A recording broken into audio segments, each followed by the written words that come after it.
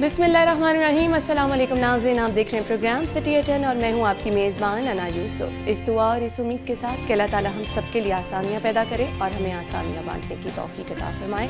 आज के शो का आगाज़ कर लेते हैं। सर्दी की शिद्दत बढ़ती चली जा रही है और वो जो ठिठुरने वाली सर्दी, आई डोंट नो, मैं ही फील कर रही हूँ कि एक्चुअली है। खैर, सर्दी की शिद्दत में इजाफा हो रहा है। एहतियात कीजिए, गर्म कपड़ों का इस्तेमाल कीजिए। घर से जब भी बाहर निकलें तो एहतियात का दामन हाथ से ना छोड़े। साथ ही साथ कोरोना के SOPs की भी आप लोगों ने एहतियात करनी है और अपने आप को महफूज रखना है। तो मौसम की सूरत हाल क्या है?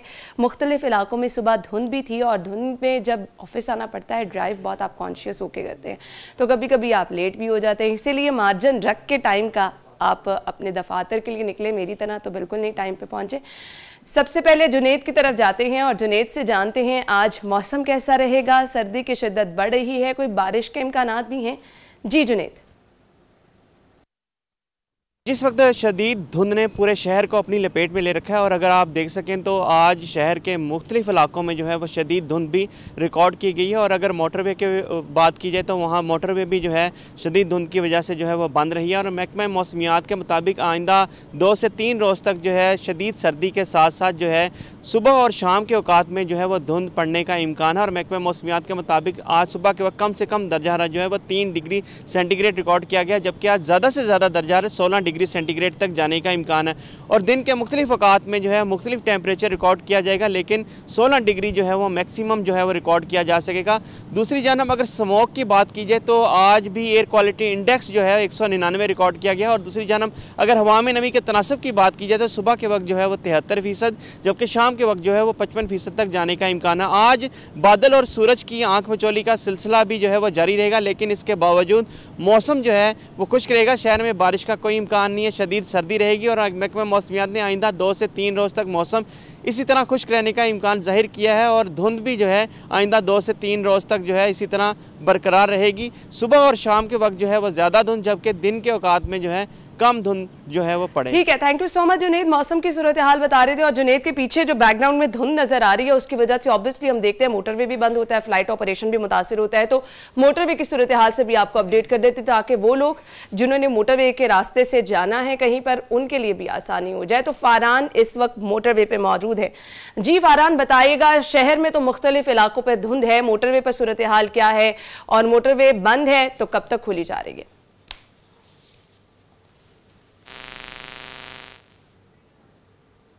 जो शिद्दत उसमें इजाफा हुआ मोटरवे के ऊपर और मोटरवे के ऊपर जो सफ़र करना मुश्किल हो गया और हादसा का जो अंदेशा पैदा हो गया, उसके बाद जो मोटरवे पुलिस है उनकी जानिब से फैसला किया गया कि जो शहरी हैं उनकी ज़िंदगियों को बचाने के लिए मोटरवे को बंद कर दिया जाए। तो ताहाल तक मोटरवे बंद है, तकरीबन 11:30 घंटे होने वाले हैं। और मोटरवे बाबू साहबू के मकाम पर और यहाँ से मुल्तान और जो इस्लामाबाद ट्रैवल जिन्होंने करना है वो मुंतज़िर हैं। और तकरीबन 11:30 घंटे होने के बावजूद मोटरवे बंद होने की वजह से बंद रोड और उससे मुल्क का जो सड़क है उसके ऊपर ट्रैफिक भी बहुत ज़्यादा देखी जा रही है। मोटरवे पुलिस का कहना है कि जिस वक्त तक हद निगाह बेहतर नहीं होगा उस वक्त तक मोटरवे को खोला नहीं जाएगा। लोग शिद्दत से मुंतज़िर हैं कि किस वक्त मोटरवे खोली जाए, वो अपनी मंजिल मकसूद की तरफ सफ़र करें। ताहम अब तक जो मोटरवे है हुकाम उनका कहना है कि क्योंकि अब तक मोटरवे के ऊपर सफ़र करना महफूज नहीं है, इस वजह से मोटरवे को बंद किया जा रहा है। ताहम अब शहर में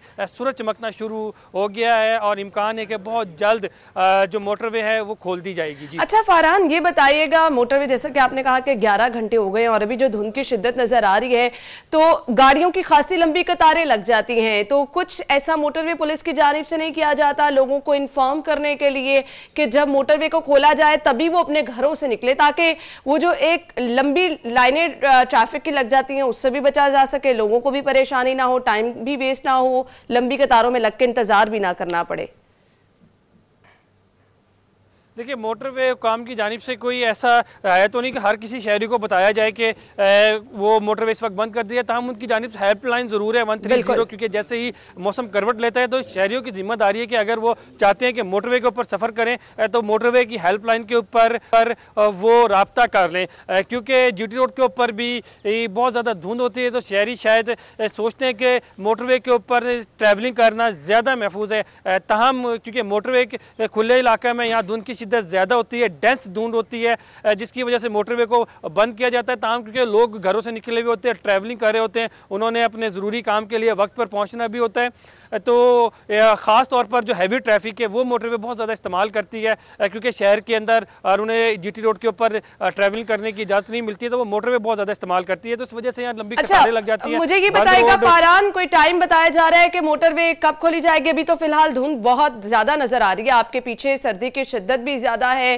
तो कोई टाइम फ्रेम दिया गया है मोटरवे पुलिस की जानिब से 11 बजे तक, या फिर इससे आगे कब तक मोटरवे को खोल दिया जाएगा? देखिए, जिस वक्त धुंध पड़ती है तो मोटरवे की जानिब से जो पुलिस है वो काम है, वो किसी भी किस्म का वक्त नहीं बताते किस वक्त मोटरवे खोल दी जाएगी। ये जो मोटरवे खोलने का जो अमल है वो जो धुंध की शिद्दत है उसके ऊपर मुनसिब करते हैं कि किस वक्त धुंध छटती है, क्योंकि अगर लाहौर शहर के अंदर सूरज चमक रहा है लेकिन मोटरवे पे आगे शदीद धुंध होती है, तो जिस वक्त तक हद निगाह बेहतर नहीं हो गया 150 से 200 मीटर, उस वक्त तक मोटरवे नहीं खोली जाएगी। सही, thank you so much Farhan, आप हमारे साथ मौजूद थे, अपडेट कर रहे हैं। ये चीजें आप तक पहुंचाने का मकसद यही होता है कि आप लोगों को परेशानी का सामना ना करना पड़े, घर बैठे आपको तमाम सूरत हाल से आगाह कर दे। तो जैसा कि फरहान बता रहे थे, हद निगाह जैसे ही बेहतर होगी मोटरवे को ट्रैफिक के लिए खोल दिया जाएगा और हम इस हवाले से आपको अपडेट भी करेंगे। लेकिन अगर आप सफर कर रहे हैं तो एहतियात का दामन हाथ से ना छोड़ें, एहतियात के साथ ड्राइव कीजिए, अपने साथ साथ दूसरों का भी ख्याल रखें। बढ़ते हैं शहर की सूरत हाल की जानिब, शामिल करते हैं अपनी टॉप स्टोरीज। आज की लीड स्टोरी डेली सिटी 42 की पहली खबर है जी, जिन्ना अस्पताल में ट्रांसप्लांट सेंटर बनेगा, 1 साल में 50 अरब की सर्विसेज देंगे, गोहर एजाज की जानिब से कहा गया।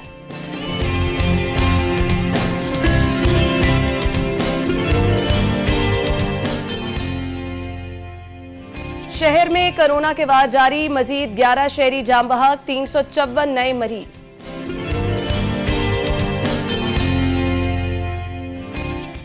शदीद सर्दी, गैस गायब, लकड़ी और कोयले के नरखों में भी इजाफा।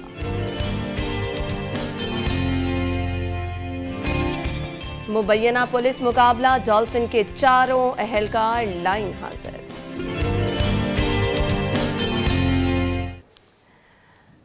जी तो नाज़रीन, टॉप स्टोरीज आपने जान ली, डिटेल में डिस्कस कर लेते हैं। स्टूडियो में हमारे साथ हमारे सीनियर रिपोर्टर इमरान यूनुस मौजूद है। अस्सलाम वालेकुम। वालेकुम अस्सलाम। क्या हाल चाल है आपका? अल्हम्दुलिल्लाह। ये सर्दी मुझे ज़्यादा लग रही है कि वाकई ज़्यादा है? सर्दी काफ़ी है, और जिस तरह आप बात कर रही थी कि ठठरने वाली सर्दी है, तो वाकई अभी जो है वो माहौल ऐसा ही है कि बाहर वाकई सर्दी जो है वो ठठरने वाली है। बहरहाल हमें ख्याल करना चाहिए, सर्दी से बचना और चाहिए। धुंध जब तक नजर आती है ना आपको, खुद ब खुद सर्दी का एहसास मुझे लगता है ज्यादा होने लग जाता है। देखिए ना, जब मौसम गर्मा होता है हम कहते हैं कि जी मौसम सरमा जो है वो आना चाहिए, और जब मौसम थोड़ा करीब आता है, सर्दी आना शुरू होती है, तो खुशी से महसूस होती है। और जब ऐसा माहौल हो जाता है कि जिसमें 10-11 बजे तक सूरज ही नहीं निकलता, धुंध ही धुंध रहती है और हद निगाह जो है वो सिफर होती है, तो फिर आपको एक तरफ तो सुकून तो मिलता है कि अल्लाह ताला का शुक्र अदा करते हैं कि मौसम। ब्रेक के बाद आपको प्रोग्राम में खुशामदीद कहेंगे, और आज फाइनली जैसे कि मैंने जाते जाते कहा था कि जी अच्छी खबर है, जिन्ना अस्पताल में ट्रांसप्लांट सेंटर बनेगा और 1 साल में 50 अरब की सर्विसेज दी जाएंगी। गोहर एजाज साहब की जानिब से ऐसा कहा गया है। वज़ीर आला की मामले खुसूसी बराए इत्तलात डॉक्टर फिरदौस आशिक अमान जिन्ना अस्पताल पहुंची, Sheikh Ejaz Ahmad trust dialysis centre में मरीजों की इयादत भी की।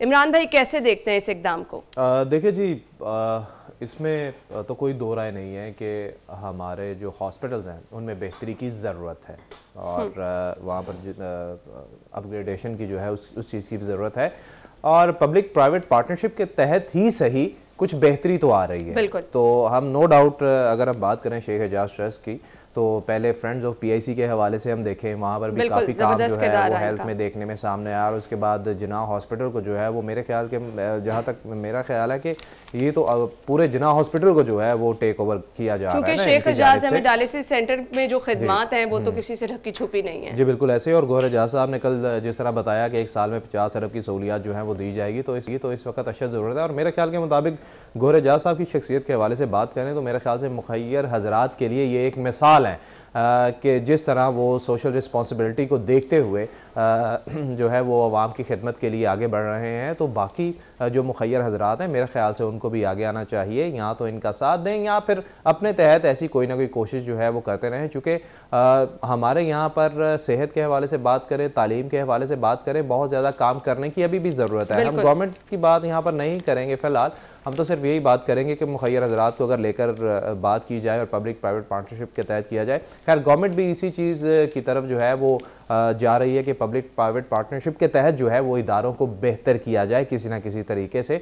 तो ये एक बड़ी अच्छी बात है, बड़ी अच्छी सहूलत जो है वो होगी। स्पेशली अगर ट्रांसपोर्ट के हवाले से बात करें हम, तो नो डाउट ये एक बहुत महंगा इलाज है, बहुत महंगा इलाज है। लोग जो है वो प्रेफर करते हैं कि मुल्क से बाहर चले जाए। जिनके पास पैसा है वो मुल्क से बाहर इलाज करवाते हैं, क्योंकि उन्हें पता है कि यहाँ पर सहूलियत जो है वो इस किस्म की नहीं है।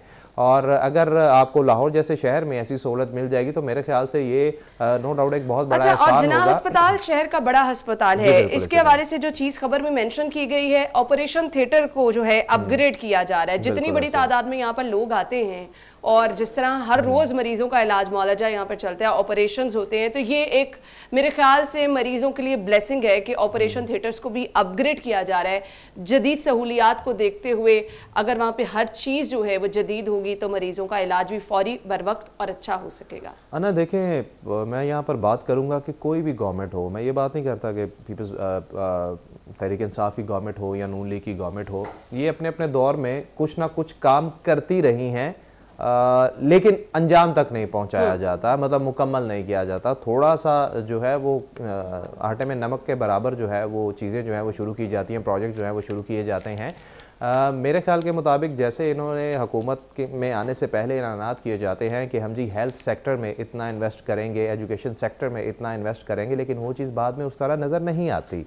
और खैर तहरीक इंसाफ के हवाले से बात करें तो इनका एक ही एजेंडा जो है वो एक ही मोटो था, वो ये था कि हमने हेल्थ और एजुकेशन इन दोनों शोबों को बेहतर करना है। चलिए, जिसमें हम देख रहे हैं कि इनिशिएटिव भी लिया जा रहा है और इस तरह से अगर जिस तरह गौहर एजाज साहब की जानिब से ये तमाम इनिशिएटिव, सॉरी मैं आपकी बात काट रहा हूँ, आप इनिशिएटिव की बात कर रही हैं।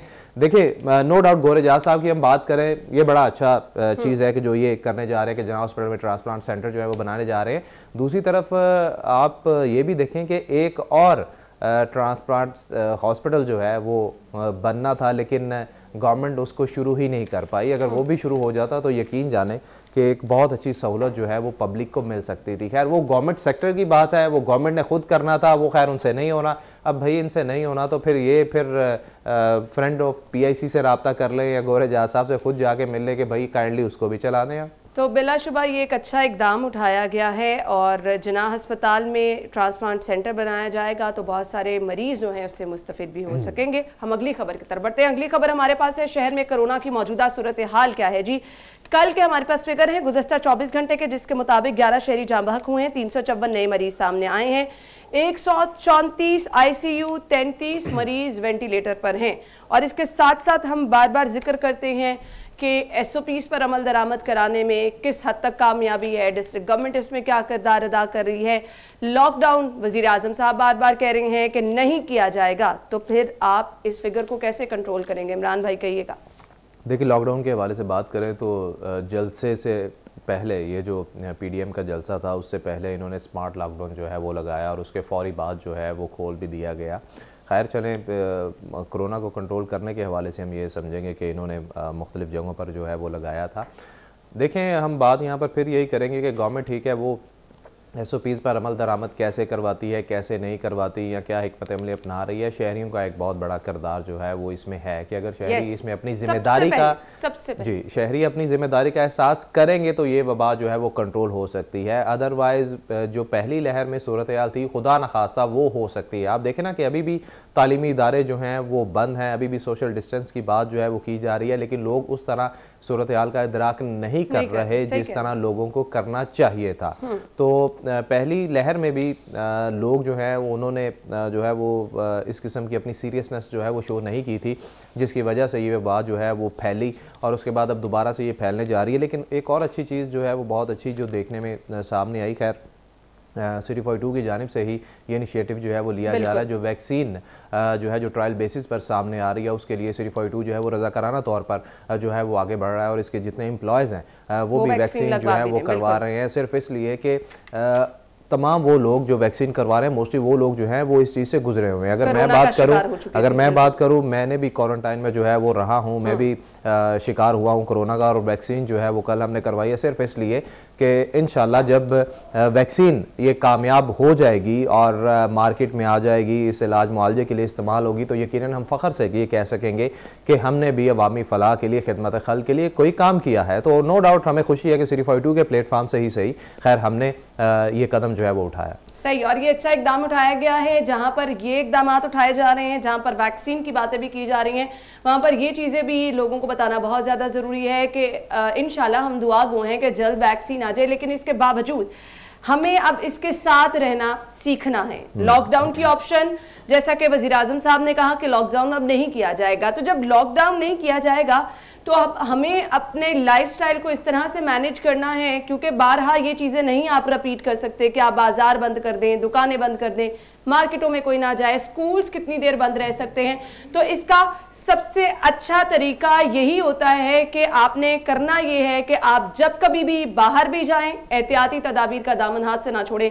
अपनी आदत बना लें कि आपने इन्हीं SOPs के साथ जीना है। जहां कहीं पे भी आपने रश में जाना है, हुजूम में जाना, ये देखिए बिल्कुल मैं यही बात करने लगा था कि हम लोगों को जिन SOPs की बात कर रहे हैं भैया कोई इतना मुश्किल नहीं है, इसको आपको कोई पैसा इन्वेस्ट नहीं करना पड़ रहा, इससे आप कोई अपनी फैमिली से वो वाला इशू भी खत्म हो गया, मास्क नहीं मिल रहे, सैनिटाइजर नहीं मिल रहा, या महंगे दामों मिल रहे हैं, हर चीज अवेलेबल है। देखना सफाई निस्फ़ ईमान, अगर आप सिर्फ इसी चीज़ को मद्देनजर रखते हुए सफाई का ख्याल करें, अपने हाथ जो है वो धोएं, ठीक है, उसके बाद आप सैनिटाइजर जो है वो यूज़ करें, सैनिटाइज करें खुद को भी, अपने हाथों को भी, और मास्क जो है वो तो वैसे ही आपको ठीक है कि यहाँ पर गर्दो गुबार समझ के ही कर लें यार, कि कम से कम आपकी सेहत जो है वो इससे बेहतर हो सकती है। आप मास्क जो है उसका इस तरह यूज कर सकते हैं तो यकीनन आप वबा से बच हैं। लेकिन आप बाजारों में सूरत हाल देख लें, सड़कों पे देख लें, सूरत हाल जो है वो वैसे की वैसे ही लोग जो हैं वो बस फिर रहे हैं कि जी खैर है। और अभी भी कुछ लोग, मुझे बड़ा अफसोस हो रहा है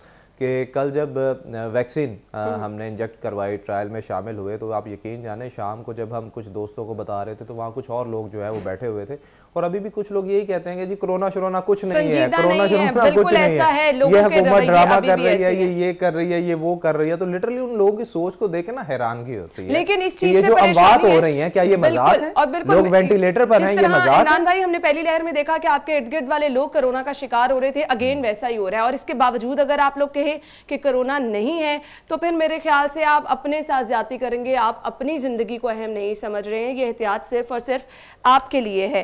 खैर, ब्रेक की तरफ जाना है, लेकिन जब ब्रेक से वापस आएंगे तो बात होगी, सर्दी तो बढ़ती जा रही है, गैस कहाँ गायब होती जा रही है, जिसकी वजह से घर के मामलात लोगों के परेशान होकर रह गए हैं। लोग कह रहे हैं जी खाना बनाने में शदीद मुश्किलात हैं, घर में अगर रात के टाइम गेस्ट आ जाएं तब भी मुश्किलात का सामना करना पड़ता है, खाने का टाइम डिस्टर्ब होकर रह गया है। तो ऐसा क्यों है, क्यों लोग महंगी लकड़ी और कोयला खरीदने पर मजबूर हो गए हैं, इस पर हम बात करेंगे। ब्रेक लेंगे, ब्रेक के बाद ज्वाइन करते हैं।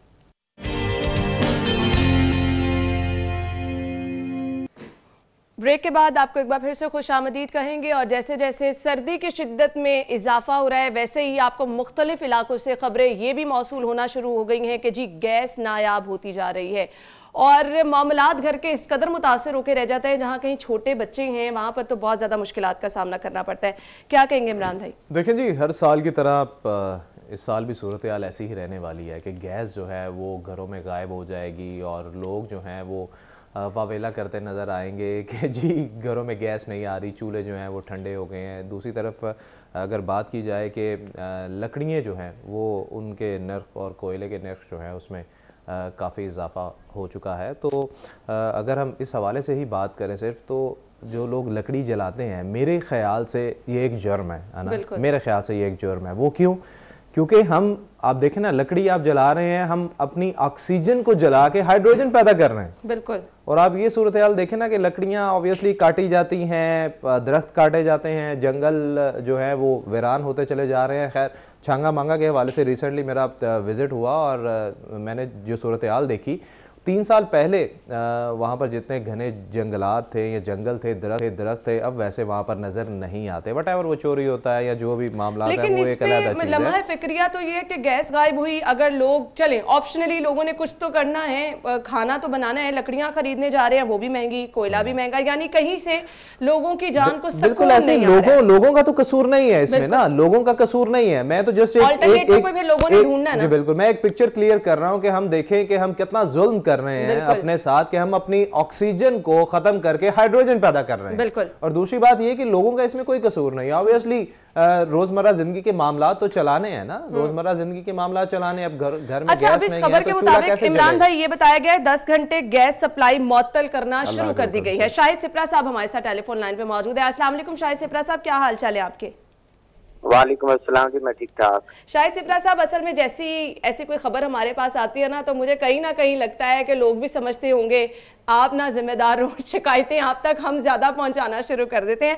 खैर, ये तो लाइटर नोट पे था। ये जो 10 घंटे गैस मुअत्तल की गई है, इस बारे में सारिफीन को क्या कुछ बताया गया है ताकि वो अपना भी शेड्यूल उसके मुताबिक कोई प्लान करके रखें? देखें, बात यह है कि मौसम सरमा आया और साथ में जो आप देखें गुज़श्ता 3-4 दिन से जो सर्दी की शिद्दत में इजाफा हुआ है, उसके बाद पहले ही प्राइम मिनिस्टर साहब हमारे 2-3 महीने पहले से ही कह चुके थे कि बहरान जो आएगा गैस का, उसकी वजह से सार्फिन को मुश्किलात होंगी। अब क्या है कि सुई नॉर्दर्न अगर ये 8 घंटे या 10 घंटे अपने सिस्टम को बंद ना करे तो हमारे पास जो गैस अब दिन में सुबह नाश्ते के वक्त या दोपहर में थोड़ी खाने के लिए या शाम में जो गैस मिल रही है वो भी नहीं होगी। जो जरा ने ये बताया कि SNGPL लाहौर रीजन के, ये तो आपने बहुत परेशान कर दिया। ये रात 9 बजे ड्रॉप करता है अपना प्रेशर। क्यों करता है? ट्रांसमिशन जो सिस्टम है इनका और जो पाइपलाइंस है उसमें गैस कम होती है तो उसको पैक किया जाता है। मतलब अपना जो एक पाइपलाइंस में एक मौजूदा जो कैपेसिटी के मुताबिक उसको पैक करते हैं गैस, उसके बाद सुबह के औकात में 6 बजे उसको दोबारा सप्लाई करना शुरू करते हैं। अगर वो पैक ना बनाए उसके बाद दिन में और रात में मुसलसल जलाते रहें तो जो हमारे चूल्हे आजकल जल रहे हैं, जो थोड़ी बहुत की कहीं इलाकों में गैस आ रही है, वो भी नहीं आएगी। इसलिए ये 10 घंटे बंद कर रहे हैं। इससे बेहतर ये है कि आप इस तरह 10 घंटे बंद करने के बजाय माजी में भी होता रहा कि नाश्ते के लिए और दोपहर और शाम के लिए 3-3 घंटे या 2.5 घंटे जो है वो गैस का शेड्यूल जारी करती है कंपनी, वो कर दे तो मेरे ख्याल में लोगों को आसानी होगी। बाज़ औक़ात ऐसा होता है कि आप 8 बजे 8:30 बजे लोग जो है घर पहुंचते हैं, आमतौर पर जो प्राइवेट सेक्टर में काम करते हैं जिसमें हम लोग भी शामिल हैं, तो अगर वो खाना पकाने की कोशिश करें तो उनके पास गैस मौजूद नहीं होती। तो ये हालात हैं। तो मेरे ख्याल में LNG पर हम चूंकि मुंतकिल हो रहे हैं, कुदरती गैस हमारे पास खत्म हो रही है, महंगे दामों हम गैस खरीद रहे हैं, सब्सिडी हुकूमत देने को तैयार नहीं है। अगर सब्सिडी हुकूमत नहीं देती तो SNGPL इतना बोझ बर्दाश्त नहीं करती। गुज़श्ता साल का 70 अरब रुपया अभी तक विफाक ने सुई नॉर्दर्न को देना है और अभी अगर 100 अरब रुपए की सब्सिडी नहीं देगी, शायद यहाँ पर बात हम ये करना चाह रहे हैं कि जो 10 घंटे की गैस मुअत्तली का डिसीजन जो है वो लिया गया है, ये लाहौर के मुख्तलिफ इलाकों में मुख्तलिफ होगा या पूरे लाहौर में 10 घंटे जो है वो तमाम इलाकों के लिए एक ही जो है वो मुकर्रर कर दिए गए हैं कि इन 10 घंटों में शहरियों को गैस नहीं मिलेगी? देखिए, लाहौर को 2 जो मकामात है वहां से सप्लाई होती है। आपके एक SMS है सेज मीटर स्टेशन मोलनवाल और दूसरा आपके शादरा के पास है। इन दोनों मकामात से बंद किया जाता है और पूरा शहर का प्रेशर डाउन कर दिया जाता है रात 9 बजे के बाद। 9 बजे के बाद प्रेशर डाउन होना शुरू हो जाता है और सुबह 6 बजे तक ये प्रेशर डाउन रहता है। इस दौरान वो सिस्टम को जो है वो पैक करते हैं, जो गैस उनके पास मौजूद होती है उसको वो स्टोर करते हैं। वो स्टोर करने के बाद सुबह के वक्त में उसको आहिस्ता आहिस्ता जो है वो उसकी सप्लाई को बहाल करते हैं ताकि लोग नाश्ता जो है वो आसानी से पका सके। रात के औकात में वो गैस उनको नहीं मिलती। अगर वो ये पैक ना बनाए अपना और सिस्टम जो उनका ट्रांसमिशन और डिस्ट्रीब्यूशन के दरमियान ये जो मामला है इस पर कंट्रोल ना करें तो उनका सिस्टम भी कोलैप्स होने का खतरा है। और जो हमें आजकल जो थोड़ी बहुत कहीं नाश्ते में या रात के औकात में खाना पकाने के लिए गैस मिल जाती है, ये नहीं मिलेगी। अगर ये उस पर चले जाएं कि हम 24 आवर जो है अपना सिस्टम को चलाना शुरू कर दें तो फिर इस शहरी जो है, मैंने पहले भी एक प्रोग्राम में कहा था कि मौजूदा जो अभी सर्दी आ रही है, ये मौसम सरमा है रवां साल का, इसमें शहरी गैस को भूल जाएं। आपको मुतबादिल की तरफ जाना पड़ेगा। LPG आपने पहले भी जिक्र किया कि जिस तरह से कुदरती गैस खत्म होती जा रही है, हुकूमत सब्सिडी देने को तैयार नहीं, LNG की तरफ जा रहे हैं, यानी ये हालात जो है मुश्किल की तरफ ही मजीद जाते जा रहे हैं। गैस नायाब है मुख्तलिफ इलाकों से। हर रोज हमारे रिपोर्टर ये खबरें भी हमें रिपोर्ट करते हैं, बताते हैं लोगों को किस कदर मसाइल का सामना है। अब मुझे नहीं समझ आती कि उन इलाकों में लोगों ने जो भारी भरकम बिल थामे होते हैं, वो उठा के वो एहतजाज कर रहे होते हैं, वो बिल कहां से आ जाते हैं? देखें, बात यह है कि आपका सिस्टम तो मौजूद है, आपका ट्रांसमिशन सिस्टम है, उसके बाद डिस्ट्रीब्यूशन सिस्टम है, गैस आए ना, लेकिन उसमें से हवा तो क्रॉस कर रही है ना। मीटर में से तो अगर आपकी इस तरह एयर क्रॉस कर रही है या गैस क्रॉस कर रही है तो मीटर ने तो चलना है। आप चूल्हा जलाएंगे तो आप चूल्हे के या बाज़ औक़ात पानी आ जाता है या आपकी हवा जो है वो उसमें से पास होती है, उस हवा के साथ आपका मीटर चल रहा है। जब मीटर चलेगा तो आपको बिल तो आएगा। मामला तो यहीं पर है ना कि जब आपके पास गैस आती नहीं, और हम लोग बहुत सारे मकामात ऐसे हैं जहाँ लोग सरापा एहतजाज होते हैं, इवन खवातीन जो है बर्तन लेकर सड़कों पर निकलती है कि गैस आई नहीं, बिल आ गया। उसकी बुनियादी वजह भी यही है। और बाज़ मकामात पर जो कंप्रेसर का इस्तेमाल किया जा रहा है ये इंतहाई खतरनाक है। लेकिन इस पर मेरा बड़ा वाज़ेह मौक़िफ़ है, SNGPL अगर गैस दे SRP इनको तो वो मेरे ख्याल में अपनी जिंदगी दांव पर नहीं लगाए। बिल्कुल ऐसा ही। वो लोग कंप्रेसर का इस्तेमाल नहीं करेंगे। आज आप डिस्कनेक्शन कर रहे हैं, एक हफ्ता के लिए उनको छोड़ रहे हैं। SNGPL कहती है कि एक कंप्रेसर लग जाए तो पूरी गली जो है उससे इफेक्ट होती है। भाई जिस घर में खाना बनना है, जिसने खाना तैयार करना और अपने बच्चों का दूध गर्म करना, उसने कुछ ना कुछ तो करना है। इसलिए अगर आप गैस प्रेशर के साथ देंगे तो मेरे ख्याल में कोई भी इस्तेमाल नहीं करेगा। लेकिन ये SNGPL की सतह पे देखा जाए तो विफाक जो है वो इनको अब फैसिलिटेट करेगी, विफाक इनको LNG देगी तो सिस्टम चलेगा। अदरवाइज अगर कहें कि सुई नॉर्दर्न कुदरती गैस पर जो अभी उनको LNG मिल रही है, इस पर बेस करके हमें जो है फिलहाल तो ये मुश्किल ही नजर आ रहा है। Thank you so much Shahid Sipra साहब, आपके वक्त का बहुत बहुत शुक्रिया। इमरान भाई, ये शाहिद सिपरा साहब की खबर है, इसको भी शामिल कर लेते हैं। कंप्रेसर की बात की उन्होंने, कंप्रेसर इस्तेमाल करने वालों के खिलाफ कार्रवाई की जाएगी। होता ही है कि कंप्रेसर इस्तेमाल करके एक घर में तो गैस ज्यादा आ जाती है, बाकी पूरा मोहल्ला डिस्टर्ब होकर रह जाता है। अब इस पे कनेक्शन मुनक़ता किया जाएगा और इसके लिए ऑपरेशन शुरू कर दिया गया है। बात तो फिर वही आ गई ना कि अगर सुई नॉर्दर्न गैस इस चीज में कामयाब हो जाए तो किसका दिल करता है कि स्पेशली जाके कंप्रेसर खरीदे और फिर गैर कानूनी तरीके से वो गैस इस्तेमाल करे। देखिए जी, कंप्रेसर के हवाले से बात करें तो वो कौन सा इतना सस्ता है, वो तकरीबन मेरे ख्याल से 4000 के करीब, 3500 से 4000 के करीब कंप्रेसर जो है वो मिल रहा है, और ये भी शॉर्ट हो जाएगा और देखिएगा इसका रेट जो है बढ़ जाएगा। अब लोग मजबूर है, लोग क्या करें। शायद खुद बता रहे थे कि लोग बिल तो पे कर रहे हैं लेकिन गैस नहीं आ रही, घर का चूल्हा जलना है, हर चीज जलनी है। चले ठीक है, वो कह रहे हैं कि जी मुतबादिल सोर्स जो है वो दिए जाएंगे। अब आप देखिएगा गैस नहीं आ रही ना, आप देखिएगा LPG LNG, ये वफाक की बात कर रहा था शायद से अभी, तो आप देखिएगा कि LPG LNG कहते हैं कि मुतबादिल की तरफ जाएंगे। देखिएगा वो कितने महंगे होते हैं। अभी आप रिसेंटली देखें ना कि अभी इन्होंने क्या किया, गवर्नमेंट ने वफाकी हुकूमत के हवाले से अगर बात करें, इन्होंने पेट्रोल की कीमतें बढ़ा दी। मतलब हीट पैदा करने वाले जितने जराए हैं आप उनकी कीमतें जो हैं वो बढ़ाते चले जा रहे हैं, महंगी करते जा रहे हैं, शहरियों की इस्तात से दूर लेकर जा रहे हैं ना।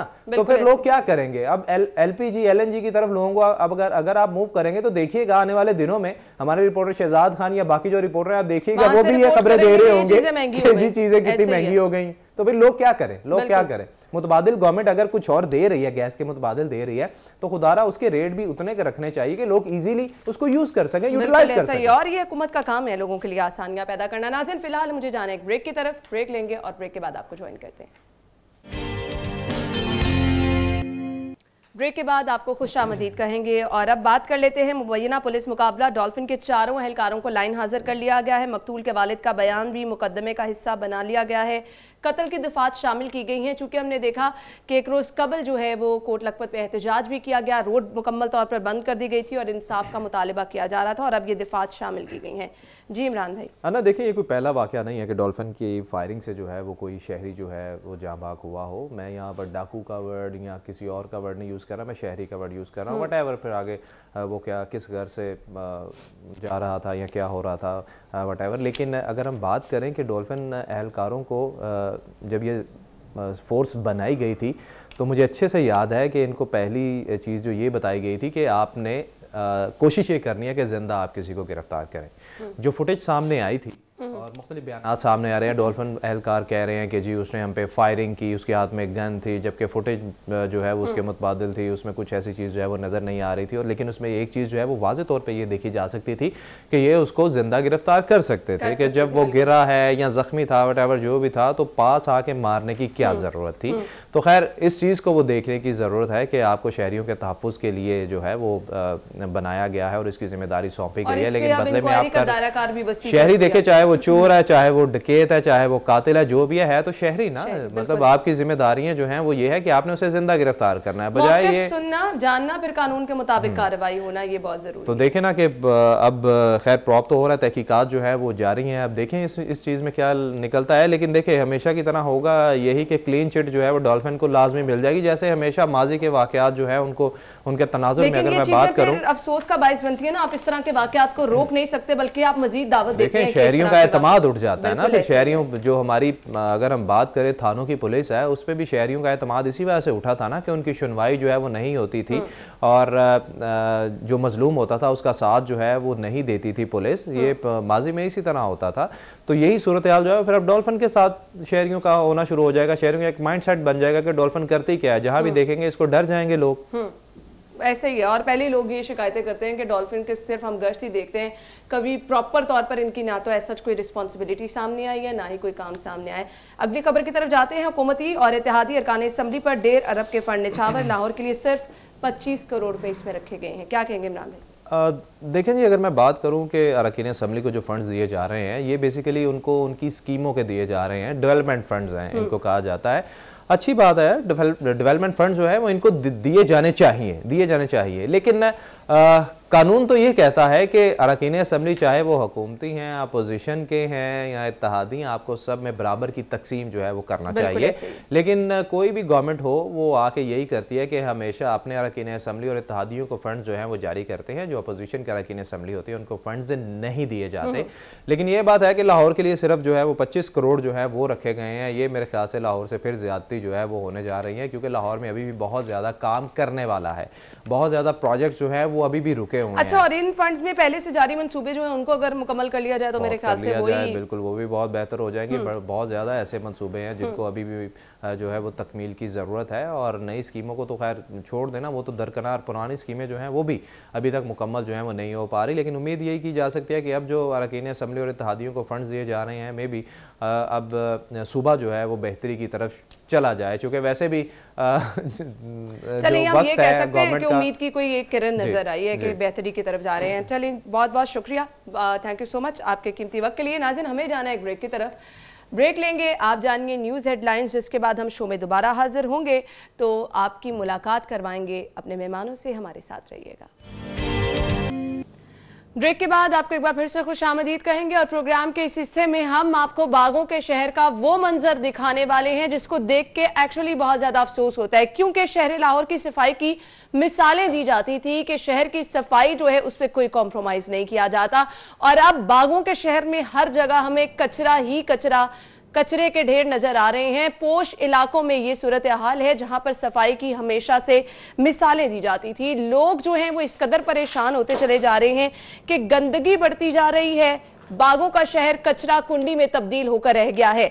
अब सूरत हाल यह है कि तुर्क कंपनियों के कॉन्ट्रैक्ट खत्म होने से कबल ही ये हालात पैदा हो गए हैं। 31 दिसंबर को तुर्क कंपनियों का कॉन्ट्रैक्ट खत्म होने जा रहे हैं, अभी 13 रोज बाकी है, लेकिन 13 दिन पहले ही काम बंद कर दिया गया है, जिसका नतीजा ये निकल रहा है कि शहर में मुख्तलिफ जगह पर कूड़ा दिखाई दे रहा है और कूड़ा उठाने के लिए भी कोई नहीं आ रहा। दुरे नायाब इस वक्त गुलबर्ग के इलाके में मौजूद है, उधर चलते हैं, उनसे जानते हैं। दुरे नायाब, बताइएगा इस वक्त क्या सूरत हाल है? शहर की हर जगह हमें कचरा नजर आ रहा है, लोगों की शिकायतें भी बहुत मौसूल हो रही हैं और अभी 13 दिन बाकी हैं कॉन्ट्रैक्ट खत्म होने में, ये हालात है, इसके बाद क्या होगा? जी बिल्कुल अना, ये कॉन्ट्रैक्ट जो था ये तोसी कॉन्ट्रैक्ट था, यानी कि कॉन्ट्रैक्ट एक्चुअल जो है वो जनवरी 2020 में ख़त्म हो चुका है। उसके बाद इसमें 3-3 माह की एक्सटेंशंस दी गई।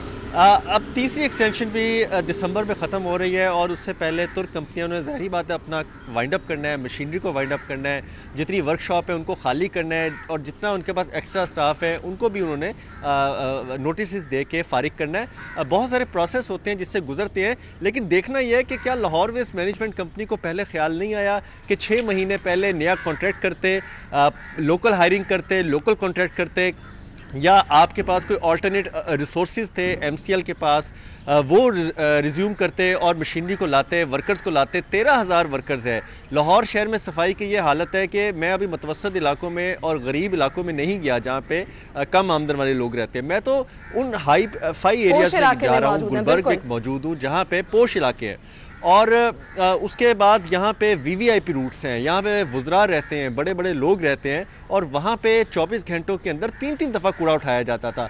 आज 4 से 5 रोज़ हो गए हैं, यहाँ पे कूड़ा उठाने वाला कोई नहीं है। कंटेनर्स जो पड़े थे वो बाहर उबल रहे हैं। पीछे जो इस वक्त सूरत हाल है गुलबर्ग के इलाके की, वो भी हमारे नाज़रीन को दिखा दें। अगर गुलबर्ग में ये मनाजिर है तो बाकी शहर का तो वाकई अल्लाह हाफिज होगा। आप अपने पीछे मनाजिर मेरे पीछे बहुत आसानी से मेरा कैमरामैन आपको दिखा सकता है। मैं थोड़ा सा मूव करता हूं तो कैमरामैन दिखाएगा कि ये गुलबर्ग है और ये पोश इलाका है लाहौर शहर का। यहाँ पे गुलबर्ग में आपको प्रॉपर्टी के रेट्स, यहाँ पे लिविंग स्टैंडर्ड बहुत हाई है और यहाँ पे बड़े बड़े नामवर लोग रहते हैं।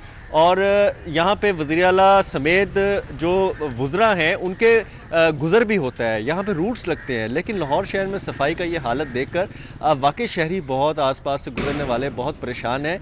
13 दिन रह गए हैं तुर्क कंपनियों को मुकम्मल तौर पर वाइंड अप करने में। 31 दिसंबर के बाद कोई भी प्लान इस हुकूमत के पास अभी तक मौजूद नहीं है। ये कहा जा रहा था कि एमरजेंसी लगाई जा रही है, लेकिन सफाई एमरजेंसी को लगाए भी 2 रोज़ गुजर चुके हैं, यहाँ पे कोई सफाई करने नहीं आ रहा। मुझे बताइएगा, आपने कहा कि 13 रोज बाकी रह गए हैं, तुर्क कंपनियों का कॉन्ट्रैक्ट खत्म हो जाएगा, तो उसके बाद की क्या कोई प्लानिंग नहीं की गई? कौन रिस्पॉन्सिबल होगा शहर की सफाई का? जी अना, टेक्निकली 6 माह कबल प्लानिंग शुरू कर देनी चाहिए थी। पेपरा कवानीन के तहत नया कॉन्ट्रैक्ट फ्लोट कर देना चाहिए था। और या अगर आपको मशीनरी ख़रीदनी थी तो 6 माह दरकार है। रेंटल मशीनरी लेनी है तो पेपरा कवानीन के तहत पहले आपको इश्तिहार दिया करना होता है, उसके बाद आपको कॉन्ट्रैक्टर्स कॉल करने होते हैं। आपने कुछ नहीं किया, आप हाथ पे हाथ धरे बैठे रहे। और अब शहर की ये हालत है कि हम कराची की मिसालें देते थे तो हमें ये लगता है कि आइंदा आने वाले दिन कराची वाले लाहौर की गंदगी की मिसालें दिया करेंगे कि ये बागों का शहर है और यहाँ पे क्या हालात हैं। एमरजेंसी लगाने की बात की जा रही है, कॉन्ट्रैक्टर्स की रेंटल मशीनरी लेने की बात की जा रही है, क्योंकि तुर्क कंपनियां अपनी मशीनरी देने को तैयार नहीं है। उन्होंने तमाम लीगल नोटिस के जवाब जो LWMC को दिए हैं और उस पर वो मशीनरी देने को बिल्कुल तैयार नहीं है। उन्होंने टका सा कोरा जवाब दिया है कि मशीनरी उनकी कस्टडी में, उनकी मलकियत है और वो मशीनरी किसी सूरत भी हुकूमत पंजाब और लाहौर वेस्ट को नहीं देंगे। अब इनके पास एक ही ऑप्शन है कि भाड़े पे मशीनरी ली जाए, किराए पे मशीनरी ली जाए, जो करोड़ों रुपए का महाना अखराजात होगा वो कौन अदा है? लाहौर वेस्ट मैनेजमेंट कंपनी का कि इसके बाद की सूरत हाल के लिए क्या उन्होंने प्लान कर रखा है, किस तरह से मैनेज करेंगे, कोई मौक़िफ़ सामने आया है?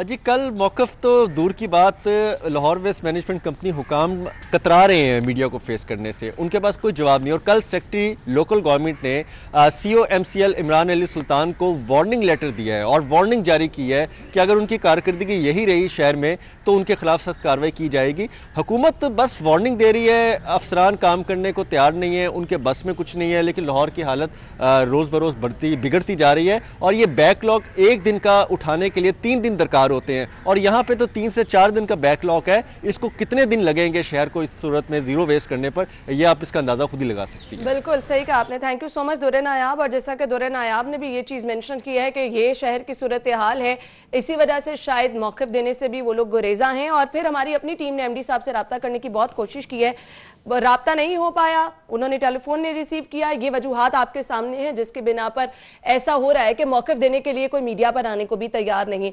अलबत्ता अफसोस इस चीज़ का होता है कि बागों के शहर की मिसाल दी जाती थी और वहाँ पर सफाई की सूरत हाल क्या है।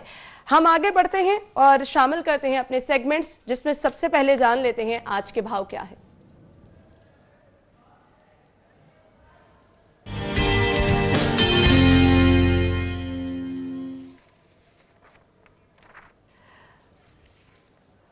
जी तो नाज़रीन, आज के भाव में सबसे पहले हम शामिल कर लेते हैं, हमारे पास होंगे एग रेट्स और जानते हैं कि जी मार्केट में अंडों की कीमतें क्या हैं, किस कीमत पर अंडे मिल रहे हैं। तो सबसे पहले मेरे पास होगी जी रिटेल प्राइस। मैं आपको बताती चलूँ जी, रिटेल प्राइस के मुताबिक आप खरीद सकते हैं अंडे 195 रुपये दर्जन में और होलसेल में आपको मिलेंगे 193 193 रुपये दर्जन में। गोरमे पर अगर आप जाएंगे तो गोरमे से आप 194 रुपये दर्जन में अंडों की खरीदारी कर सकते हैं।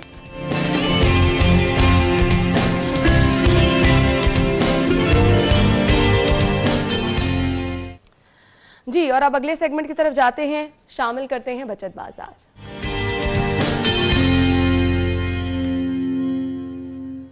सेल्स कहां कहां लगी हैं आपको मैं बताती चलूं जी। पहला ब्रांड हमारे पास है गुल अहमद। अगर आप यहां पर जा रहे हैं अप टू 70% यहां पर ऑफर है।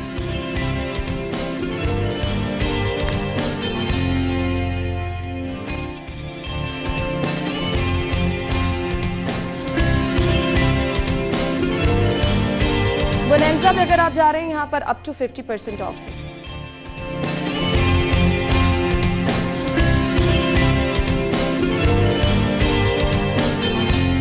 इसके बाद जी फोकस ब्रांड है, यहां पर अप टू 70% ऑफ है।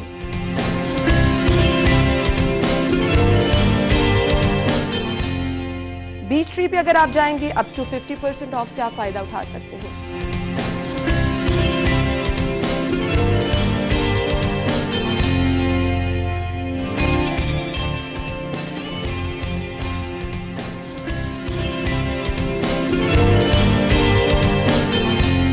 जी तो नाज़रीन आगे बढ़ते हैं, शामिल करते हैं अपना अगला सेगमेंट, जान लेते हैं माल का हाल। करेंसी रेट्स क्या हैं आपको दिखाते हैं।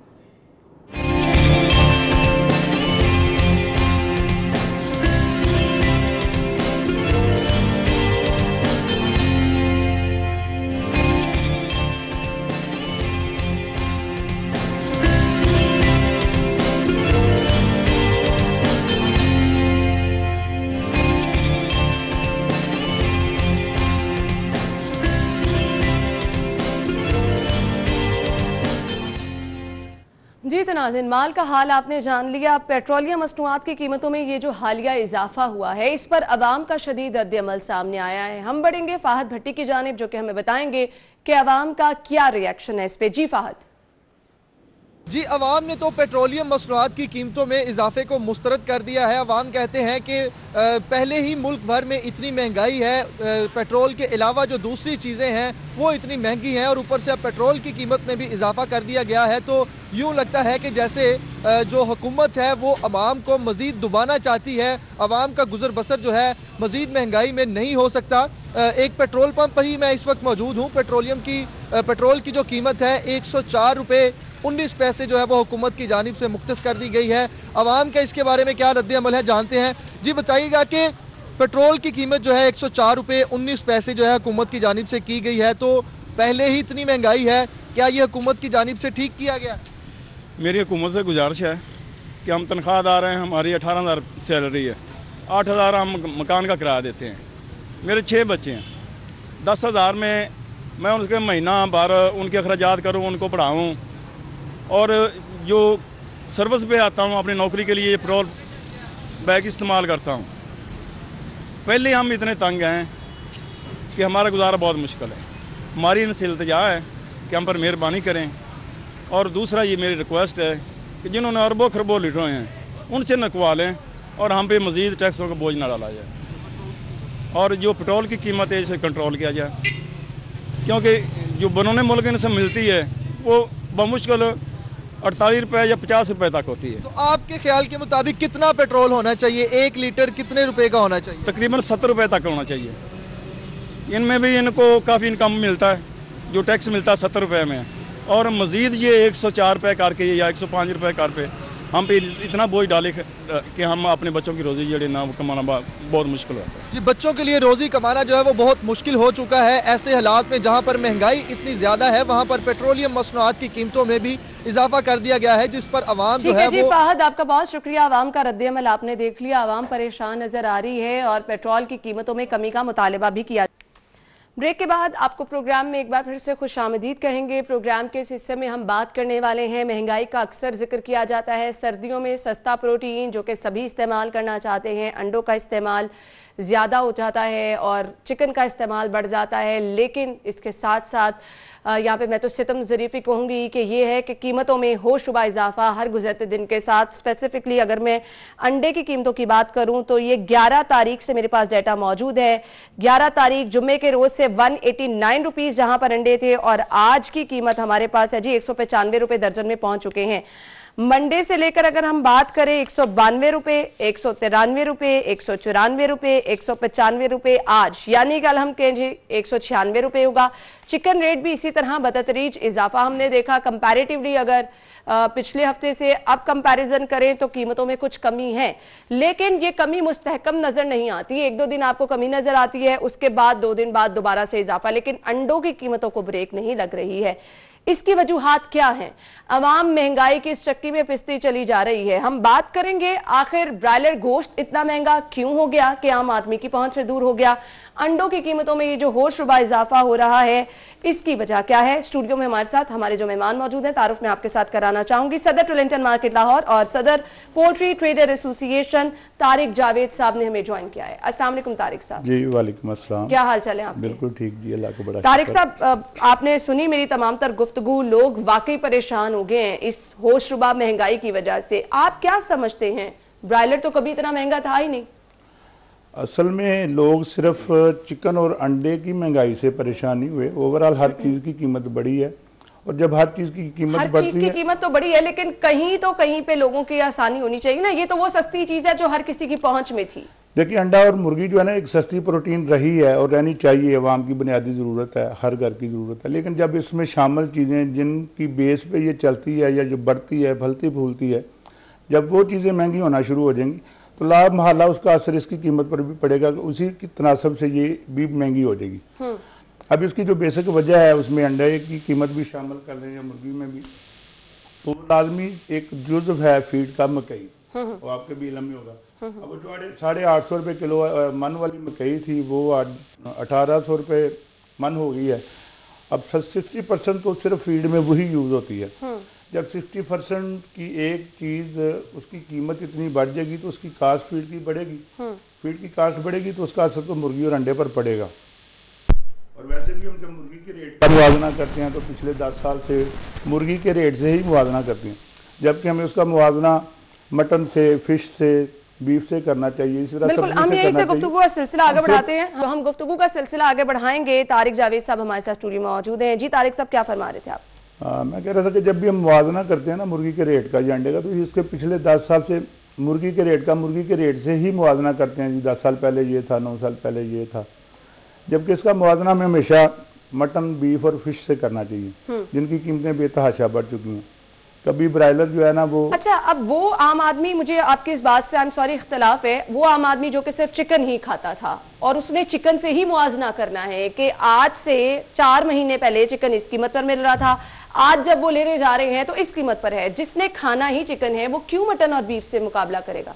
देखिए, चिकन एक पैराशेबल आइटम है। जब ये फार्म पे तैयार होता है ना तो इसमें कोई हम रोक नहीं सकते कि ठीक है जी सस्ता है तो हम इसको रोक के महंगा कर लें, या महंगा है तो इसको फटाफट शाल मार्केट से ले आए और इसकी प्रोडक्शन बढ़ा लें। इसका एक कुदरती तरीका अच्छा, इस पे अब लोग ये भी शिकायत कर रहे हैं, शादियों का सीजन है, तलब जैसे ही बढ़ती है मुनाफाखोरी शुरू हो जाती है। क्या वाकई ऐसा है? नहीं, देखिए, इसमें जो मुनाफाखोरी का अंसर है ना वो नहीं है। इसमें बाकायदा जो ट्रेडर्स का प्रॉफिट है वो मुतय्यन है गवर्नमेंट की तरफ से, उससे 1 रुपया ज्यादा भी कोई नहीं ले सकता, बल्कि उल्टा उसे 1-2 रुपया कम करके कंपटीशन में आगना सेल करते हैं। इसलिए इसमें मुनाफाखोरी वाला आंसर बिल्कुल ही शामिल नहीं है। वो लोगों की गलत फहमी है, वो दूर होनी चाहिए। जहाँ से इसका जिंदा मुर्गी का फार्म का रेट का तल्लक है वो रसद और सप्लाई के हिसाब से मुतय्यन होता है और वो खुद ब खुद ऊपर नीचे होता है। मुर्गी ही एक वाहद ऐसी चीज़ है जिसका रेट खुद ब खुद नीचे भी आता है। और पिछले दिनों जब कोरोना था तो उसमें आपको भी पता है 130-40 रुपए किलो गोश्त बिकता रहा, जबकि इसकी कास्ट जो है ना उस वक्त भी ये 250 रुपये थी। तो बेतहाशा नुकसान हुए, फार्म बंद हो गए, आगे लोगों में सकत ही नहीं रही डालने की। एक तो वो वजह तो नहीं, एक ये मकई का रेट, यूटिलिटी बिल्स में इजाफा, फिर इसी तरह गंदम के रेट में इजाफा। अच्छा, ये सारे तो चलें, आप कह रहे हैं कीमतों में इजाफे का जवाब, ये सारी डिटेल्स आपने बता दी। अब शहरी क्या ये चीजें इस्तेमाल करना छोड़ दे, ब्रायलर गोश्त खाना छोड़ दे, क्योंकि लोगों की कुव्वत खरीद अब जवाब दे गई है। ये लिस्ट मेरे सामने पड़ी है, हर गुजरते दिन के साथ एक दिन गुजरता है 1 रुपए अंडे की कीमत में इजाफा, ये तो फिर 200 से भी मुझे लगता है आगे क्रॉस कर जाएगी। कौन खाएगा फिर अंडे?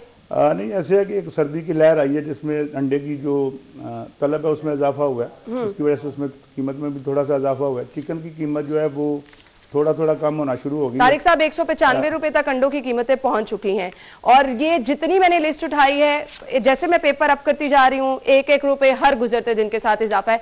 ये स्टॉप कब होगा, मुझे ये बता दें। फिर वही बात कर रहा हूँ कि इसका मुवाजना आप दूसरी चीजों से करें। देखिए, एक अंडा 60 ग्राम का होता है और अगर 1 दर्जन अंडों का वजन के हिसाब से अंदाजा किया जाए ना, वो 700 ग्राम बनते हैं और 700 ग्राम के हिसाब से 300 रुपए किलो ही वो बनते हैं। अंडे का रेट भी 300 रुपए किलो है और 300 रुपए किलो ही ब्रायलर है।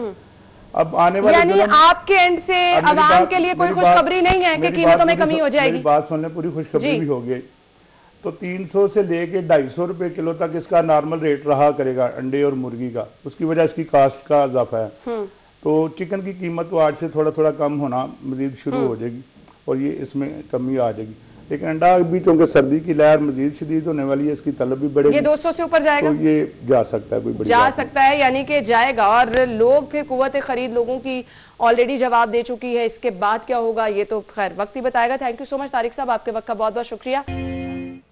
ब्रेक के बाद प्रोग्राम में आपको एक बार फिर से खुश आमदीद कहेंगे। नाज़रीन, प्रोग्राम के इस हिस्से में हम बात करने वाले हैं मुआशरे का एक ऐसा नासूर जिस पर कार्रवाइयाँ हम वक्ती तौर पर देखते हैं बहुत ज्यादा की जाती हैं, लेकिन इसका परमानेंट हल कोई नहीं निकाला जा रहा।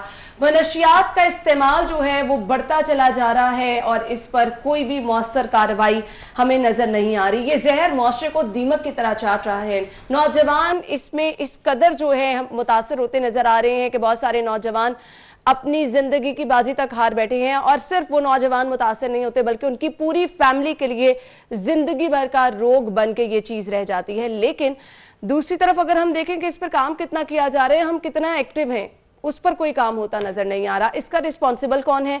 पेरेंट्स हैं, सोसाइटी है, खुद वो लोग हैं जो कि इसका शिकार हो जाते हैं। हमने इसको कैसे रोकना है? एक दूसरे पर जिम्मेदारी डालने से हमने कब बाज आना है? ये सवाल हमारा आज का है। कौन इसको खत्म करेगा? कौन मुआशरे को हेल्दी बनाएगा? कौन इस तरह की लानत को खत्म करने में अपना किरदार अदा करेगा? इस पर हम बात करेंगे, लेकिन इससे पहले एक रिपोर्ट हमारे पास है, आपको वो दिखाते हैं। लाहौर के पोश इलाकों में इंतजामिया की गफलत और चश्मपोशी के बायस शीशा कैफे एक बार फिर सरगर्म हो गए। शादमान, गुलबर्ग और डिफेंस के इलाकों में घरों और कोठियों में खुफिया तौर पर शीशा कैफे चलाए जा रहे हैं। शादमान में खुफिया शीशे कैफे की वीडियो सामने आ गई है। कैफे में नौजवानों को ग्रुप्स की शक्ल में शीशा का नशा करते हुए वाज़े तौर पर देखा जा सकता है। जी, बज़ाहिर तो दफा 144 नाफिज की गई है, लेकिन इसके बावजूद ये शीशा कैफे चल रहे हैं। नौजवान यहाँ पर जा रहे हैं, अपनी जिंदगियां तबाह कर रहे हैं, लेकिन इस पर कार्रवाई करने वाला कोई नजर नहीं आ रहा। किसकी रिस्पॉन्सिबिलिटी है? कब कार्रवाई होगी? जब जिंदगियों के चराग गुल हो जाते हैं तो आहो बका सुनने को मिल जाती है और वही बाकी रह जाती है। स्टूडियो में हमारे साथ जो हमारे मेहमान मौजूद है, तारुफ कराना चाहूंगी जी सैयद जुल्फिकार हुसैन, जो कि कंसल्टेंट इंसदाद मनशियात मुहिम है, उन्होंने हमें ज्वाइन किया है। अस्सलाम वालेकुम जी। वालेकुम सलाम। क्या हाल चाल है? बिल्कुल खैरियत। बहुत बहुत शुक्रिया आपके वक्त के लिए। ये सूरत हाल आपने शहर की देखी है। एक तरफ तो हम कहते हैं कि भरपूर कार्रवाइयां की जा रही हैं, दफा 144 नाफिज है, शीशा कैफे के खिलाफ कार्रवाइयां हैं। ये शीशा कैफे पोश इलाकों में है, क्या ये सबकी नजरों से छुपे हुए हैं? मेरा ख्याल, मैं सबसे पहले तो सिटी 42 को एक बार फिर मुबारकबाद देता हूं कि हम फिर पुराने ट्रैक पे दोबारा आ गए हैं। जो आज से चंद साल पहले जो शुरू 2011 में हुआ था और उसके बाद फिर मुख्तलिफ कामों की वजह से उस पर थोड़ी सी ब्रेक आई थी और ब्रेक आने के बाद फिर अब ये सिलसिला शुरू हो गया और मैं समझता हूँ फिर एक मरतबा फिर सिटी 42 को अपना वो किरदार अदा करना हो जो हमने पहले किया था। बिल्कुल, इसमें कोई शक नहीं है कि जिन लोगों ने काम करना है अगर वही अपनी आंखें बंद कर लेंगे तो रिजल्ट क्या होगा? ज़ीरो होगा। आपने अपनी स्टार्ट में जो गुफ्तगू की है कि जिम्मेदारी किस पे डालें? अदालत पे डालें, सुप्रीम कोर्ट पे डालें, हाई कोर्ट पे डालें, किस पे डालें? और आप जिन लोगों ने काम करना है, हम इंतजामिया की बात कर लेते हैं। हमारे यहाँ शहर की जितनी मेन शाहराएं हैं, सिर्फ हम उन पर नजर डाल लें तो आपको जगह जगह नशे के आदि अफराद डेरे डाले हुए नजर आते हैं। किसी से वो ढकी छुपी चीजें नहीं है, वहां से सभी लोग गुजरते हैं, वहां से डिस्ट्रिक्ट गवर्नमेंट के लोग गुजरते हैं। क्या इन चीजों को खुद ही छोड़ दिया गया है कि ये लोग अपने हाल पे रहें, जिस तरह जी रहे हैं जीते रहें? हमारी जो रिपोर्ट है जो हम हर साल जारी करते हैं, 120 मकामात है लाहौर में, 50 हॉटस्पॉट है मकामात जहाँ ड्रग एडिक्ट्स हैं। नहर देख लें पूरी, हरबंसपुर से लेके ठोकर न्याज़बेग के ऊपर 12 पॉइंट है, दाता दरबार, शुमाली लाहौर उसके बाद फिर यही आप मैं बता देता हूँ, गड़ी शो है, धर्मपुरा, चबुर्जी, दाता दरबार, शदरा, काना, उसके बाद अली पार्क, दाता दरबार, रॉयल पार्क, लक्ष्मी चौक, उसके बाद मुल्तान रोड, ये बहुत से इलाके हैं जहाँ एडिक्शन बड़ी तेज़ी के, और वो इंजेक्शन ड्रग यूज़र उनमें बहुत ज़्यादा ये इस्तेमाल बढ़ रहा है। अब मैं शीशा कैफ़ों की तरफ आता हूँ। शीशा कैफ़े मुझे याद है 2012 में हमने केस जीता, जब सिटी 42 के साथ लाहौर में 366 शीशा कैफ़े थे, और उन 366 शीशा कैफ़ों में 181 शीशा कैफ़ों को मैंने खुद सील करवाया सिटी डिस्ट्रिक्ट गवर्नमेंट के साथ मिलकर। हमारी एक अपनी टीम होती थी। देखें हम शीशा कैफ़े में क्यों कैंपेन में आए। शीशा कैफ़े में इसलिए, ये जो अभी आप बच्चे दिखा रहे हैं, ये बच्चे जो आपने कभी हुक्का जो हमारे देहातों में इस्तेमाल हमारे बड़े करते हैं, क्या कभी किसी ने उसमें शराब डाली है? उसने चिलम के ऊपर किसी बुजुर्ग ने चरस रख के पी है? शीशा कैफे वाले जगह प्रोवाइड करते हैं। मैं इसे जो कहता हूं, दिस इज ए महफूज पनागा, नशे की महफूज पनागा, सहूलतकार है ये। अब देखें बच्चा क्या करता है, या तो शराब की बोतल खुद लेके आता है या वेटर से लेते हैं, पानी जो है सुराई का वो गमले में डालता है, शराब का इस्तेमाल, ऊपर चिलम के ऊपर चरस, डेजिपॉम 81 के इंजेक्शन। अच्छा मुझे ये बताइएगा इस पे दफा 144 नाफिज है, बात करते हैं इस पे। नाज़रीन ब्रेक लेते हैं, ब्रेक के बाद आपको ज्वाइन करेंगे, हमारे साथ रहिएगा। ब्रेक के बाद आपको एक बार फिर से खुश आमदीद कहेंगे। सैयद जुल्फिकार हुसैन साहब हमारे साथ स्टूडियो में मौजूद हैं। जुल्फिकार साहब, आपने कहा कि 181 शीशा कैफे आपने खुद डिस्ट्रिक्ट गवर्नमेंट के साथ मिलकर बंद कराए 2012 और 13 में। हाँ जी बिल्कुल। अब ये सूरत हाल आपके सामने है, इसका नुकसान क्या है, किस तरह से इस्तेमाल किया जाता है, वो भी डिटेल आपने बता दी। मुझे सिर्फ ये बताइएगा, अब डिस्ट्रिक्ट गवर्नमेंट क्या मुआवनत करने को तैयार नहीं है? नहीं, मैं खुद भी डिस्ट्रिक्ट गवर्नमेंट के साथ काम करता हूँ, उनकी कोलैबोरेशन कोऑर्डिनेशन से। अभी रिसेंटली जो लेटेस्ट इन्फॉर्मेशन मेरे पास आई हैं, और उसमें डिफेंस के बहुत से एरियाज हैं जहाँ शीशा कैफे नहीं, एक नई चीज़ आ गई, क्लब बन गए हैं। क्लब में लड़कियां और लड़के मिक्स डांस करते हैं, वहाँ एसटीसी LSD टैबलेट का इस्तेमाल किया जा रहा है और हैश का इस्तेमाल किया जा रहा है। ये हमारी इंतजामिया, पुलिस, कानून नाफज करने वाले इदारों के लिए एक लम्हा फिक्रिया है। देखें मैं हैरान होता हूँ कि जब हमें इंफॉर्मेशन मिलती है तो उनको इंफॉर्मेशन नहीं मिलती। उसके बाद फिर देखें वाबडा टाउन का इलाका, गुलबर्ग के जो ये शादमान जो आपने दिखाया, अब लोगों ने सिस्टम ये किया है, पहले तो आप होटल्स के अंदर करते थे, अब लोगों ने प्राइवेट घर ले लिए। प्राइवेट घर के अंदर आप बेसमेंट में चले जाते हैं या एक सेपरेटली बड़े हॉल बनाते हैं, उनको वेल डेकोरेट करते हैं, एज ए क्लब का माहौल देते हैं। जारी बात, फिर व्हाट्सएप के जरिए डिफरेंट ग्रुप्स हैं, उन ग्रुपों में आप इंफॉर्मेशन शेयर करते हैं कि फलां टाइम पे आपका ये क्लब खुलेगा, फलां टाइम पे बंद होगा। तो देखें ये चीज़ें दिन ब दिन बढ़ रही हैं। मैं आपके प्रोग्राम की विसासत से ये बताना चाहता हूं कि 2016 19 अक्टूबर को चीफ जस्टिस ऑफ पाकिस्तान ने, उस वक्त के जमाली साहब ने ये फैसला दिया था कि शीशे की इंपोर्ट पे पाबंदी है, आप डिस्प्ले नहीं कर सकते, कैरी नहीं कर सकते, और उसके बाद शीशा कैफे नहीं खुल सकते पाकिस्तान में किसी भी जगह पे। मैं उसमें मेन पार्टी था, मैं भी उसमें शामिल था, और मुझे कोर्ट ने ये वाज़े तौर पर कहा था कि अगर आप महसूस करते हैं कि शीशे का कल्चर बढ़ रहा है या ऐसे हालात, और आप दोबारा उसको ओपन कर सकते हो। और मुझे खुशी है कि जस्टिस जो गुलजार है, चीफ जस्टिस इस वक्त हमारे Lahore supreme court of Pakistan के, ये उस वक्त भी बेंच का हिस्सा हुआ करते थे, और इन्होंने ही शीशे की इंपोर्ट पे भी पाबंदी लगवाई थी। उनके जो सामान, सादो सामान, उसकी जो ये सारा जो ओपन हो रहा था। अब छुट्टियों के बाद मैं खुद उस केस को लेके दोबारा जा रहा हूं सुप्रीम कोर्ट ऑफ पाकिस्तान में, एक सिस्टम को मुतय्यन किया जाए। ये बता दें, जैसा कि आपने कहा आप खासे एक्टिव हैं, बिलाशुबा इसका क्रेडिट आपको भी जाता है। अब जो कार्रवाइयां डिस्ट्रिक्ट गवर्नमेंट नहीं कर पा रही है, जिस तरह से ये चीजें फैलती चली जा रही हैं इल्म होने के बावजूद, क्या इनको रोकना बहुत मुश्किल है? नहीं, मुश्किल नहीं है, नामुमकिन भी नहीं है, लेकिन हमारी नीयत पर डिपेंड करता है। मैंने कल ही अभी डिप्टी कमिश्नर ऑफिस जो ADC जी साहब हैं उनको इतला दी है कि हमने इस सिलसिले में एक प्लान मुरतब करना है आपके साथ मिलके, और जिस तरह पहले हमने किया था। तो क्योंकि ये चीज़ बड़ी बढ़ रही है, अब देखें न्यू ईयर आना है, तो न्यू ईयर में आप देखें फार्म हाउसेस पे, क्लबों में पार्टियां होगी, वहां ड्रग्स का इस्तेमाल होगा, पेरेंट्स को नहीं पता होगा। तो एक तो वो इशू है कि आपने किसी भी फार्म हाउस को, किसी भी ऐसी जगह पे आपने NOC जारी नहीं करना जहां ये सारे लवाजमात शामिल होते हैं। लेकिन माँ बाप को क्या पता, बच्चों के पास पॉकेट मनी बहुत है, अच्छी अच्छी गाड़ियां हैं, अच्छे अच्छे लिबास पहनते हैं, वालिदैन को तो ये पता है मेरा बच्चा फलां दोस्त को मिलने गया। माँ बाप को उसी वक्त पता चलता है जब बच्चा किसी चीज पे डिपेंडेंट हो जाता है, उसका इन्हिसार उस पर होता है, उसके बगैर नहीं रह सकता। तो जाहिर बात, शीशा कैफे हो या क्लब हो, तो इन चीज़ों में जाके जब हमारे नौजवान बड़ी तेज़ी के साथ इन्वॉल्व हो, और उसका रिजल्ट क्या निकलता है, जब आपके पास पैसे ख़त्म हो जाते हैं, जब फ्रस्ट्रेशन इस कदर बढ़ और आप जाती है सड़कों पे आ जाते हैं। जिंदगी का खात्मा भी हमने देखा है। Thank you so much Zulfikar साहब, बहुत बहुत शुक्रिया आपके कीमती वक्त के लिए। नाज़रीन, ये चीजें डिस्कस करने का मकसद ये है कि आपको होश दिलवाई जाए, वालिदैन को होश दिलवाई जाए, इंतजामिया को होश दिलवाई जाए कि कम अज कम अपने घरों में अपने बच्चों पर भी नजर रखें और इंतजामिया का जो काम है वो भी बर वक्त करे, ताकि इस तरह से जो जिंदगियों के चराग गुल हो रहे हैं, कौम का मुस्तकबिल ये बच्चे, ये नौजवान हैं जो कि हमें नशे की वजह से अपनी जिंदगी का खात्मा करते नजर आ रहे हैं। फ्रस्ट्रेशन इनमें इस कदर बढ़ जाती है कि इनके पास बाकी कुछ नहीं रह जाता। तो गौर और फिक्र करने की जरूरत है। इजाजत दीजिए, अपना बहुत सारा ख्याल रखिएगा। अल्लाह हाफिज।